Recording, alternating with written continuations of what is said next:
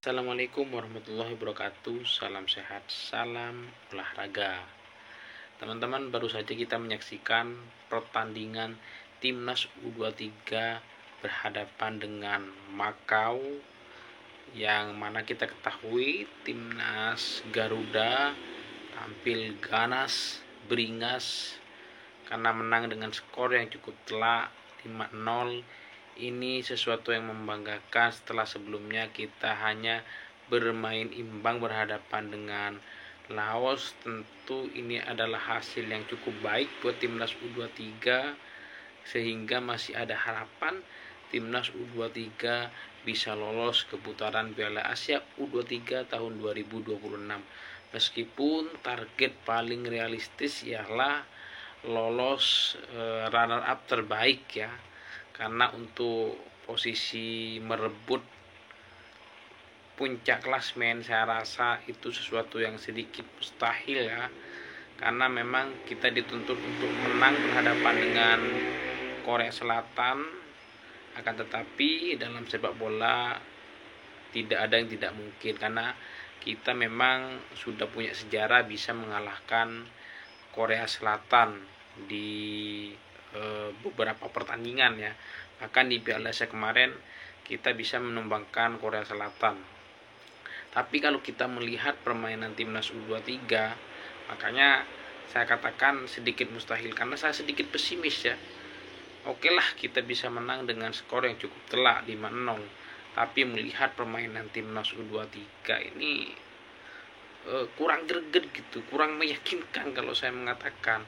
Karena kalau kita melihat proses gol yang terjadi itu bukan karena ya kita apresiasi, tapi itu karena faktor saya rasa memang kacaunya permainan dari Timnas Makau, sehingga Timnas U23 bisa menang dengan skor 5-0. Padahal kalau kita melihat permainan dari Makau, kita bisa memenangkan pertandingan lebih dari 5-0 ya. Karena nggak ada greget-gregetnya kalau kita melihat trio penyerang yang diturunkan oleh pelatih Gerald van den Boek, Raihan Hanan, Rahmat Arjuna, dan yang selalu menjadi perbincangan ya, striker di luar dugaan diturunkan, yaitu Hoki Caraka. Itu nggak ada ganas-ganasnya sama sekali, bos. Raihan Hanan, Rahmat Arjuna, ini masih kurang greget gitu. Kalau kita masih butuh pemain sekaliber Egy Maulana Fikri, Witan Sulaiman di sayap, atau Fajar Faturrahman di Timnas U23 dulu gitu ya. Nah, ini yang saat ini tidak dimiliki oleh Timnas U23.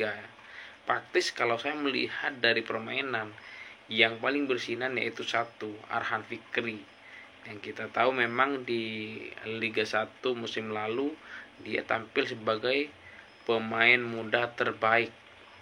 Coba kalau kita melihat permainan dari keseluruhan, memang ini masih belum meyakinkan ya.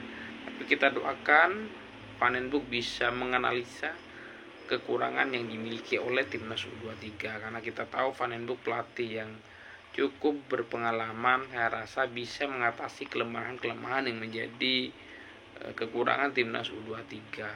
Tapi kalau misalkan tidak bisa membenahi, mengevaluasi apa yang menjadi kekurangan kita, ya wassalam, kita siap-siap angkat koper tidak lolos ke Piala Asia U23 tahun 2026. Ini sesuatu yang sedikit menjengkelkan bagi kita penggemar timnas. Bahkan bisa dikatakan ini adalah beban moral, karena sebelumnya kita sampai ke semifinal saat diasuh oleh STY.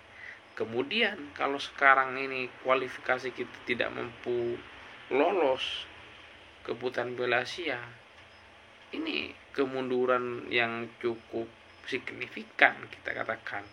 Ya kalau misalkan kita lolos kemudian tidak lolos dari fase grup, ya lumayan lah gitu ya. Tapi kalau ini kita tertatih-tatih untuk bisa lolos ke putaran Piala Asia. Tapi kemenangan ini tadi menjadi sebuah jawaban, sebuah alarm bahwa kita masih punya harapan, kita mendukung para pemain yang ada untuk meningkatkan kualitas permainannya, terutama finishing. Kayak kita melihat Hoki Caraka ini beberapa kali memiliki peluang sundulan tapi tidak mampu menyelesaikannya dengan baik.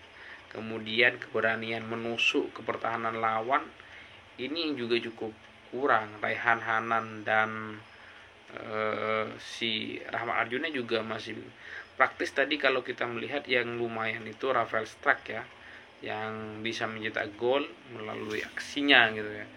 Nah, ini mungkin yang bisa diturunkan nanti saat berhadapan dengan Korea Selatan. Karena apapun itu Rafael Struijk ini punya pengalaman ya. Meskipun di Dewa United masih belum maksimal penampilannya ya. Ya sebenarnya kita punya punya kekuatan, punya modal yang baik dari segi pemain. Ada pemain naturalisasi, ada pemain lokal yang berkualitas. Tinggal bagaimana ini, saya kalau menganalisa ya kekurangan kita di lini sayap ini tidak seperti kalau di timnas senior kita punya Egy Maulana Fikri, Ragnar Orantmangon, Marcelino Ferdinand, Beckham Putra gitu, Yakob Sayuri. Nah ini yang kita tidak miliki di timnas U23 saat ini ya. Kekurangan pemain yang mampu menusuk ke pertahanan lawan ini masih belum teraktif tadi, yaitu Rafael Struijk. Selainnya masih kurang ini ya. Kalau lini tengah Arhan Fikri yang saya rasa penampilannya paling menonjol di antara yang lainnya.